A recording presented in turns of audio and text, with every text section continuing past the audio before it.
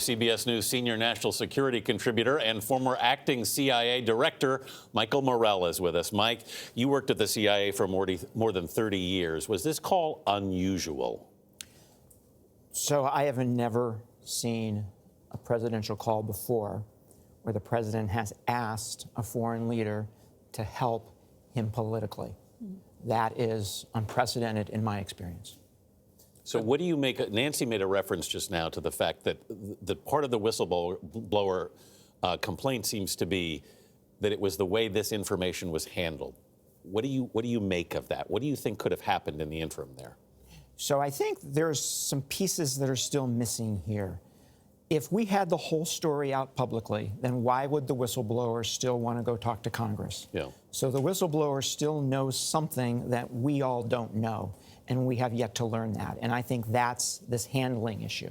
We're referring to the whistleblower, but as the reporting goes, the whistleblower got the information secondhand, meaning from somebody in the White House. Right. How unusual is it for that channel of communication to happen, for White House aides who have heard the call firsthand to then go to the intelligence community and say something? So it would be very unusual for anybody in the White House to talk to people in the intelligence community or at State Department or at Defense Department about the specifics of a presidential phone call. But what's possible here is that the whistleblower might have been somebody who was on rotation from the intelligence community to the NSC staff and was actually working there when this happened. A lot of CIA people work there, a lot of DOD people work there, a lot of State Department work there. So maybe somebody in the call came back to the office in the NSC and said, here's what happened in the call, and the whistleblower listened to that. That's a possibility. Well, you've seen it, Mike, so I'm curious about your take, because we talked about this earlier with Paula. The Democrats say it's damning. The Republicans say nothing really to see here.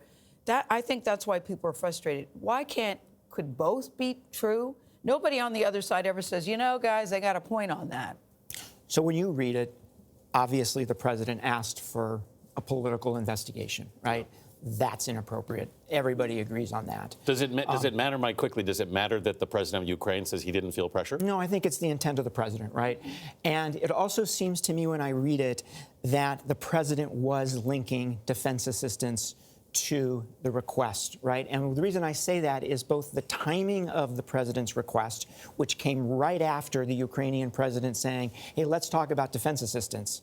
And then it's one particular word that the president used, right? When the Ukrainian president raised defense assistance, the president said, I would like you to do us a favor, though. Mm-hmm. That word, though, right, implies a linkage. Yes. So, and I think that's probably the way it was read, and that's the way every other leader in the world is going to read it. And right? the relationship now between the president and the intelligence community, you think, what does this do for that? So it hasn't been healthy all along, right? In part because I believe the president thinks that the intelligence community is somehow political and is somehow after him. This is going to reinforce that, right? Because the DNI Inspector General did say that this person wanted Hillary Clinton to win the election. So this is going to reinforce that view among the president.